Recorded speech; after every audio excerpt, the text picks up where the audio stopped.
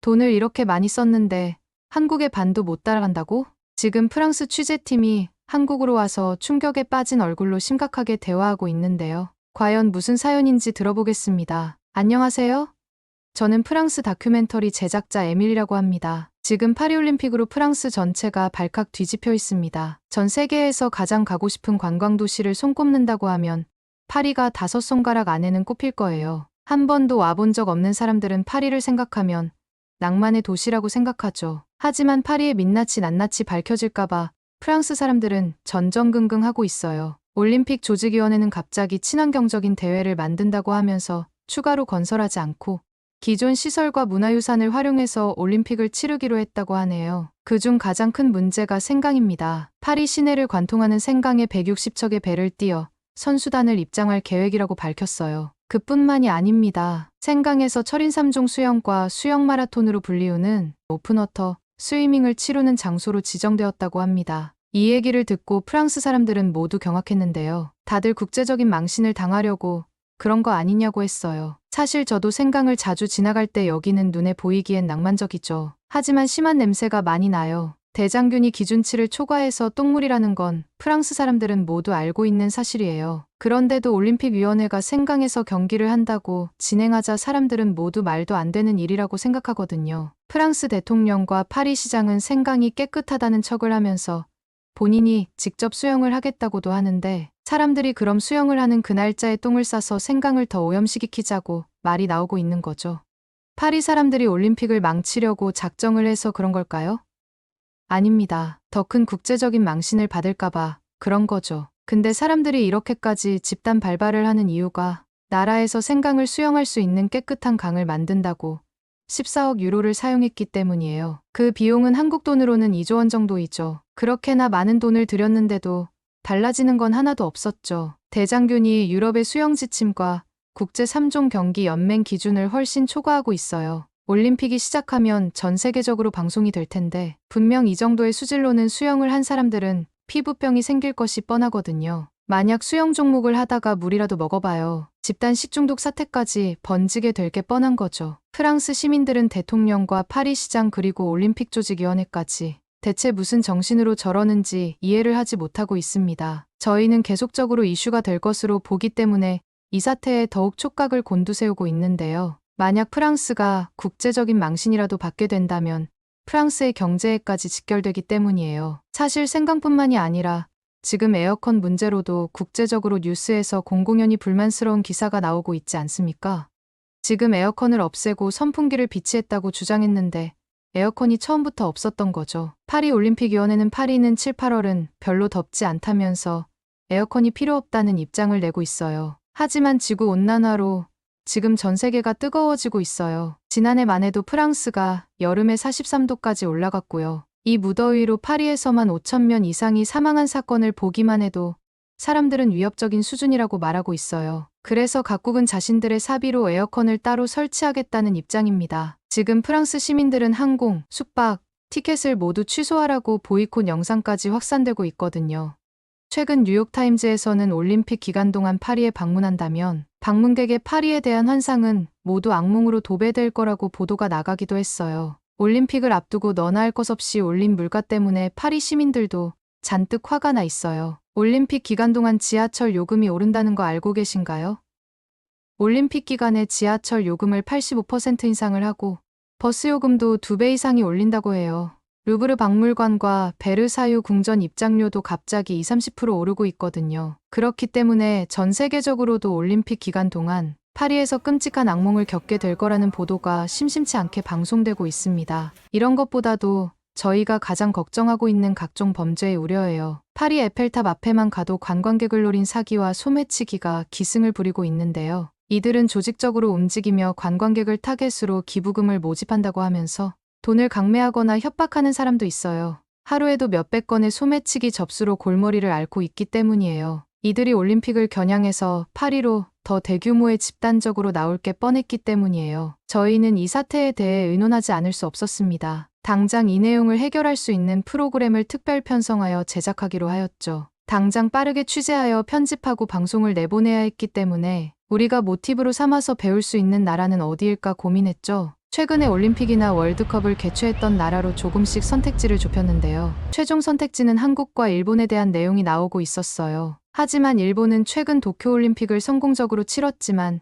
저희와 상황이 많이 달랐어요. 그 이유는 도쿄올림픽은 무관중으로 진행되었기 때문에 많은 사람들이 붐비거나 찾지 않았기 때문이에요. 그렇게 큰 이슈가 되지 않았기에 한국으로 의견이 좁혀지고 있었습니다. 그중 한국으로 굳힌 건 작년 전 세계 스카우트 대원이 한국의 한 지역으로 갔는데 생각보다 시설이 안 좋아서 학생들이 쓰러지기도 하고 악명이 높았거든요. 근데 한국은 기지를 발휘해서 그 시설에 있는 학생들을 빠르게 다른 곳으로 이동하고 아팠던 학생들을 모두 단시간에 치료를 하면서 모든 학생들이 만족했던 성공적으로 마무리했던 사례가 있었어요. 초기 장소를 잘못 선택해서 고생을 했지만 발빠른 대처로 마무리되었거든요. 물론 한국은 작은 규모의 행사였지만 배울 점이 있을 것 같았어요. 또한 최근 동계올림픽을 성공적으로 개최했던 이력이 있었죠. 요즘 워낙 K-팝의 위상이 전 세계적으로 유명하잖아요. 저희는 한국에서는 뭔가 배울 점이 많이 있을 거다라는 생각으로 당장 한국행 비행기표를 끊었습니다. 그리고 한국의 인천공항은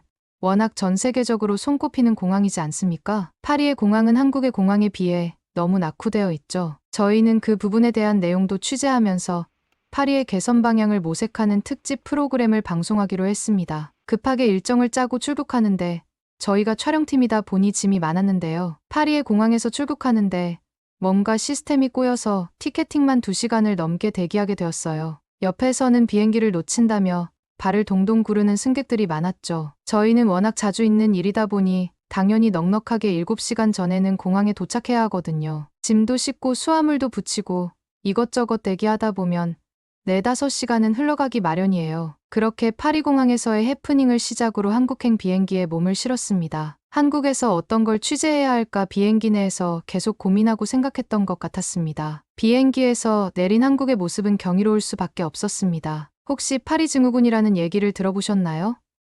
파리는 비행기에 내려서 입국하는 심사가 굉장히 길어요. 2-3시간은 무조건 기다려야 하죠. 그리고 파리의 공항 시설은 굉장히 오래되었어요. 냄새도 많이 나고 시스템도 많이 낙후되어 있어요. 그걸 기다리다가 외국 사람들은 쓰러지는 경우도 종종 봤거든요. 사실 독일이나 영국에 비해서도 파리가 늦긴 하지만 그렇게까지 차이가 많이 나진 않기 때문에 큰 생각을 하지 않았죠. 근데 한국에 내리자마자 저희 촬영팀은 경악을 할 수밖에 없었습니다. 일단 내려서 가는 길은 공항이 아니고 리조트에서 걷는 느낌이었습니다. 이렇게 쾌적하다고?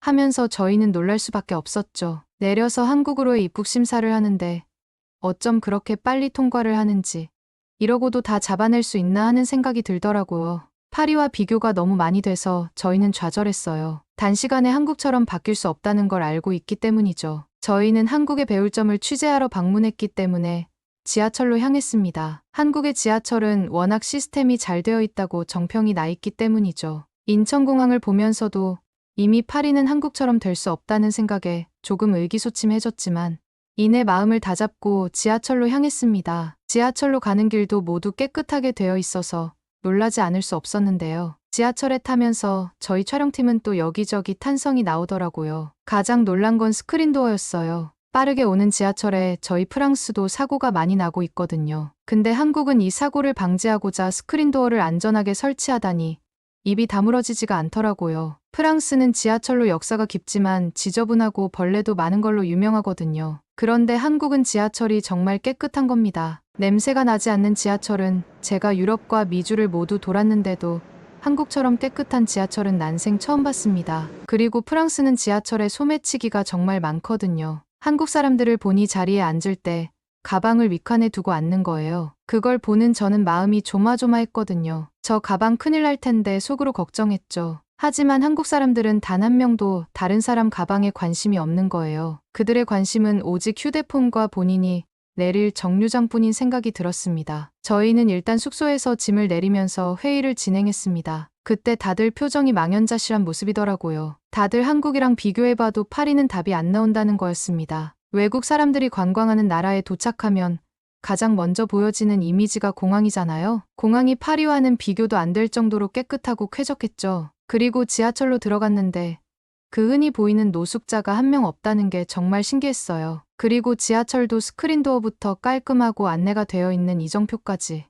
왜 한국의 사람들이 그토록 가고 싶어 하는지 이해가 가더군요. 저희는 한국을 모티브로 해서 배울 건 배우자는 취재를 하기로 했는데 도착한 첫날부터 이건 말이 안 되는 거라고 했어요. 한국을 따라갈 수가 없다는 걸 이미 알게 된 거죠. 그래도 한국까지 왔으니 작년 스카우트 대원들이 투숙했던 최악의 숙소를 저희가 취재를 하기로 했습니다. 수소문을 해봤으나 파리에서는 연락이 닿지 않았고요. 저희 방송사 국장님께 부탁을 드리고 저희는 빨리 한국으로 도착했는데 국장님께서 연락이 와서 하시는 말씀이 한국은 이미 그 시설을 다 철거를 했다는 겁니다. 그러면서 그 대원들이 서울로 와서 투숙했던 숙소가 있는데 그 숙소를 취재해오는 게 어떻냐고 하셨고 저희는 바로 그 숙소로 갔습니다. 하지만 작은 숙소였지만 편의시설이 다 되어 있는 거예요. 에어컨이 없는 시설은 한국 어디에도 없더라고요. 이걸 그대로 방송하자면 프랑스 시민들이 충격에 빠질 게 뻔할 텐데 저희는 상당히 걱정되었어요. 일단 대책을 논의했어요. 이 다큐멘터리를 어떤 방향으로 진행시킬지에 대해 의견을 나눴습니다. 취재진은 모두 한국을 파리와 비교하는 건 이미 할 수 없는 일이고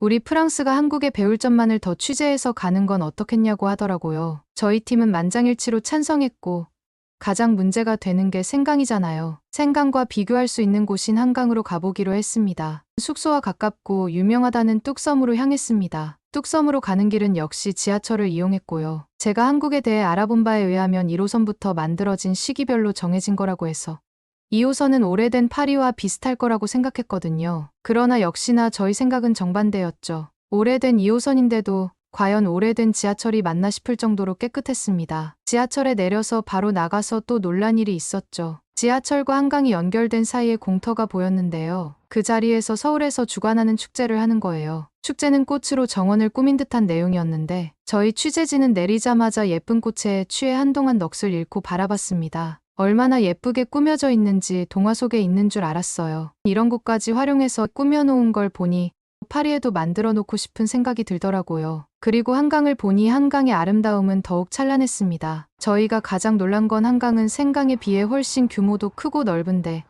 악취가 하나도 나지 않더군요. 한강은 수질 관리를 지속적으로 해서 사계절 철새도 찾아드는 점이 참 신기했습니다. 그리고 생강이 악취가 심한 건 강 자체의 오염도 문제이지만 더 큰 문제는 생강 주변에 거주하는 노숙자와 집시들 때문이기도 합니다. 그들이 강을 더 오염시키기도 하고 쓰레기도 투척하는 걸 한두 번 본 게 아니에요. 반대로 한강은 한강 주변에 노숙자가 없어요. 아니 한국은 지하철, 공항 어디서도 노숙자를 본 적이 없었어요. 그리고 한강 주변으로 깨끗한 시설은 세계 어디에서도 따라할 수가 없겠더군요. 저희를 또다시 놀라게 한 건 바닥의 쓰레기였습니다. 한국의 시민들은 쓰레기를 그냥 버리는 법이 없었어요. 한강 앞쪽으로는 335 모여 돗자리를 깔고 맥주를 마시는 시민들도 많이 보였는데요. 그들은 모두 음식물을 먹고 집에 갈 때는 쓰레기통에 버리고 가는 걸 보니 감탄을 금치 못했습니다. 나라에서 해야 할 일들도 많지만 한국처럼 프랑스의 시민들도 시민의식을 더 키워야 한다고 생각이 들었어요. 한국은 여유가 없이 일만 한다는 얘기를 들었는데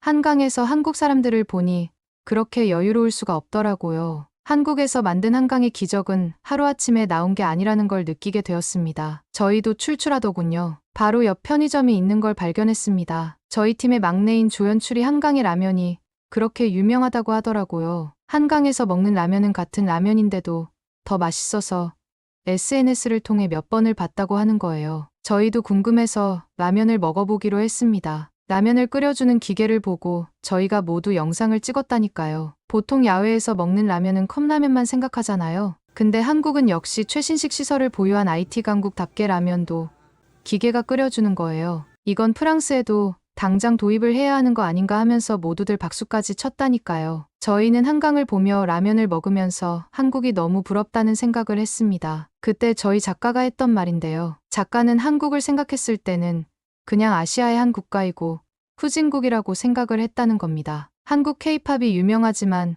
그건 특별한 사람 몇 명만 한정되어 있을 것 같은 생각이 들었다는 거예요. 근데 한국에 와서 직접 보니 전혀 아니었다면서 한국에서 유럽을 생각하니 노후된 시설로 너무 답이 없다는 생각이 들었다는 거예요. 그건 사실 저도 마찬가지였거든요. 이렇게 깔끔한 공항부터 한강까지 갖춘 나라에서 올림픽을 한다면 전 세계적으로도 더 명성이 대단할 거라는 생각이 들더라고요. 한국을 따라가려면 한참 멀었구나 생각을 했습니다. 그렇게 호텔로 돌아와서 한강에 대해 더 찾아보았어요. 한강의 수질이 얼마나 깨끗한지에 대해 알아보고 싶었거든요. 한국은 경제가 급속도로 성장한 나라 중 한 나라인데 그때 공장에서 오폐수를 무분별하게 버려서 한강도 수질이 엄청나게 안 좋았다고 해요. 한때는 한강에서 수영대회를 할 정도로 깨끗했는데 갑자기 오염된 수질로 골머리를 앓게 되었는데요. 그 이후 수질 개선을 위해 엄청난 노력을 했다는 거예요. 한강유역에 물고기를 풀어놔 유충을 잡아먹는 역할을 하게 하고요. 상수원 보호구역을 설치해서 그 구역 주변에 다른 시설이 들어서지 않도록 끊임없는 노력을 했더라고요. 또한 하수처리 시설을 현대화하고 오염수에 대한 강력한 규제를 하게 되어 다시 한강이 깨끗함을 찾게 되었다고 해요. 제가 보고 느낀 한강의 기적은 개발이 된 한국이 아니라 개발이 되었고 그 개발로 끝낸 게 아닌 사람들의 시민의식으로 다시 되찾은 깨끗한 한강이 진정한 한강의 기적이라는 사실을 깨달았어요. 지금 한국은 그 한강 상수의 물을 갖고 식수로 만들어서 각 공공기관이나 학교, 서울 시민들이 먹기도 한다고 해요. 이런 깨끗한 물을 정화해서 호텔이나 어디를 가도 사람들이 물을 풍요롭게 쓸 수 있는 것 같아요. 그리고 프랑스에서 만든 에비앙 물이 전 세계적으로 가장 명품 생수라고 하는데 유독 한국에서는 고전을 면치 못하고 있다는 말을 들었거든요. 한강에 와서 직접 경험해보니 굳이 명품물을 먹지 않아도 이렇게 깨끗한 물이 있으니 프랑스 물은 한국에서 살아남을 수가 없겠더라고요. 프랑스와 격차가 많이 나는 부분을 보며 조금 씁쓸한 마음을 갖고 숙소로 돌아갔습니다. 하루 취재했던 내용을 정리하려고 했는데요. 함께 일하는 카메라 감독님이 갑자기 배가 아프다고 하시는 거예요. 아까 라면이 맛있다고 3개나 먹었거든요. 급하게 먹더니 결국은 탈이 났다 했죠. 호텔 프론트에 가서 카메라 감독님께서 많이 아프신데 혹시나 하는 마음에 여쭤봤죠. 밤에는 당연히 문 연 곳이 없을 거라고 생각했고요. 호텔 측에선 소화제를 주시긴 하셨는데 심하면 가까운 병원에 응급실이 있으니 방문해보라는 것이었어요. 그래서 저희는 다 놀랐죠. 배가 아프다고 응급실이라뇨. 외국인이라서 보험도 없고 치료비도 부담스러우니 일단은 참아보겠다고 하셨어요. 그랬더니 종합병원이 아니고 개인 병원인데 응급실을 운영하고 있어서 비용은 그리 많이 나오지 않을 거라며 기다리지 말고 가서 치료받고 처방을 받아보는 게 어떠냐고 권하더군요. 병원에 갔는데 어떻게 안 기다릴 수가 있나요? 일단은 감독님께서는 참아볼 수 있는데 까지 참아보겠다고 했어요. 시간이 지나면서 나아져야 하는데 식은땀에 구토까지 하는 거예요. 아무래도 큰일이 났다 싶어서 호텔 직원에게 물어 병원에 갔습니다. 종합병원이 아니라고 했는데도 건물 하나가 병원으로 사용되어서 정말 크더라고요. 병원에 가서 진찰을 했더니 큰 병은 아니어 보이지만 엑스레이를 찍어봐야겠다고 하는 거예요. 일어나자마자 바로 옆방에서 엑스레이를 찍더라고요. 5분 정도 기다리니 다시 불러줬어요. 의사 선생님께서는 배에 가스가 많이 차고 급하게 드셔서 체한 것 같다면서 주사와 약을 처방해 줄 테니 먹고 푹 쉬라고 하셨습니다. 그렇게 카메라 감독님은 병원에서 치료를 받고 오셨는데요. 시간이 1시간도 채 지나지 않아 진료까지 받고 다시 호텔로 들어올 수 있었다는 겁니다. 프랑스에서는 상상도 하지 못할 일이에요. 일단 병원에 가면 접수까지 1시간 이상은 기다려야 하고요. 병원에서 진료받고 약까지 타오는데 거의 하루를 꼬박 잡아야 하거든요. 근데 한국에서는 새벽 시간에 응급실에 가서 1시간 안에 이 모든 게 끝났다고 하니 정말 신기했어요. 호텔에 말씀드렸더니 원래 한국도 종합병원은 조금 기다려야 하지만 일반 병원이 워낙 잘 되어 있어서 한국 사람들은 일반 병원에서 진료를 많이 받는다고 하시더라고요. 그리고 병원비는 5만 원이 나왔는데요. 보험이 적용되지 않았는데도 이렇게 저렴하다니 역시 의료 강국이라는 걸 다시 깨달았죠. 다음 날이었습니다. 아침을 먹으러 호텔 근처 식당으로 향했어요. 앉아있는데 아무리 기다려도 주문을 받지 않는 거예요. 30분을 기다렸는데 조금 이상한 느낌이 들었어요. 워낙 프랑스에서는 주문 받는 건 1시간도 기다리니 언젠간 주문을 받으시겠지 했어요. 근데 옆을 보니 모두 손을 드는 거예요. 손을 들고 주문을 하는 것 같더라고요. 그래서 저희도 손을 들어보니 정말 들자마자 바로 오시는 거예요. 주문하자마자 음식은 빠르게 나왔답니다. 오늘의 일정에 대해 회의를 하며 밥을 먹었는데요. 한국에서 최근 동계올림픽을 성공 경험이 있는 평창에 방문해보기로 했거든요. 어떻게 가야 하나 하면서 기차를 타기로 했습니다. 예약을 하다가 저희가 모두 놀란 건 KTX로 1시간이면 평창에 도착한다는 거였어요. 아침에 가서 저녁에도 못 돌아올 줄 알았는데 한국에도 프랑스의 떼제베 같은 고속철도가 있다니 놀라웠죠. 저희는 고속철도를 타기 위해 서울역으로 갔습니다. 서울역도 역시 인천공항처럼 깔끔하고 깨끗하더라고요. 서울역은 백화점으로 보이는 쇼핑몰과도 연결되어 있었어요. 면세점도 있어서 시간이 없었던 저희 일행도 지차 기다리면서 쇼핑도 할 수 있는 시간도 주어졌답니다. 기차 시설도 정말 깨끗했고요. 시끄러운 사람 하나 없이 자기 자리에 앉아 조용히 이동할 수 있었어요. 평창에 도착하니 조용한 시골 마을 같아 보였어요. 하지만 공기도 맑고 깨끗하고 서울과는 또 다른 느낌의 도시더라고요. 이곳에서 성공적인 올림픽을 개최했다니 저희도 취재할 게 많아서 신이 났죠. 그리고 선수들이 이용했다던 라마다 호텔로 향해봤습니다. 라마다 호텔은 최신식 호텔은 아니었는데도 속이 복층으로 되어 있고 여러 선수들이 이용하기에도 참 편리해 보이더라고요. 저희가 걱정했던 에어컨도 모두 완비되어 있었고요. 라마다 호텔은 워낙 깔끔해서 현재도 한국 관광객들도 많이 찾는 관광 명소라고 하더라고요. 호텔 안에서의 멋진 뷰까지 보니 파리에서 올림픽이 제대로 개최될 수 있을까 하는 고민이 많이 들었습니다. 짧은 출장을 마무리하고 저희는 지금 프랑스에 돌아왔습니다. 한국에서 빠른 시스템에 적응하다 파리 공항에 도착하면서 파리 증후군을 실감했습니다. 기다림과 대기에 지쳐 머리도 어질어질 하더라고요. 그렇게 한국에서 취재해온 내용을 편집하고 있는데 저희 취재팀은 이걸 내보내면 프랑스에 대한 국민적 공분을 살게 분명하다고 걱정하고 있어요. 한국의 쾌적한 시설은 세계 어느 나라를 비교해봐도 최고이고 이런 나라에서 뭐든 개최를 한다면 성공하지 못할 수가 없겠더라고요. 편집 중에도 계속 한국을 보며 감탄하고 한국을 다시 방문하고 싶은 생각까지 듭니다. 계속 의문스러운 건 한국은 어떻게 이렇게 단기간에 변화를 이끌어낼 수 있었던 건가 였어요. 이 정도는 기적과도 같은 일이라는 생각이 자꾸 들거든요. 편집을 하면서도 계속적으로 감탄을 금치 못하고 있습니다. 조만간 저희 프로그램이 방영될 예정인데 한국이 이 정도라는 걸 알게 되면 지금도 프랑스 시민들은 올림픽에 대한 우려를 하며 예민해져 있는데 더 큰 충격에 빠질 것 같아 걱정스럽습니다. 한국이라는 어메이징한 나라는 어디까지인가요? 이상 저희 사연을 들어주셔서 감사합니다. 프랑스 파리 올림픽이 얼마 남지 않았는데요. 부디 성공적으로 진행해서 다치는 분들 없이 잘 마무리되었으면 좋겠습니다. 이상 감동 포착이었습니다. 사연이 마음에 드셨다면 구독과 좋아요 잊지 마시고요. 건강 조심하시고 더 좋은 사연으로 돌아오겠습니다. 감사합니다.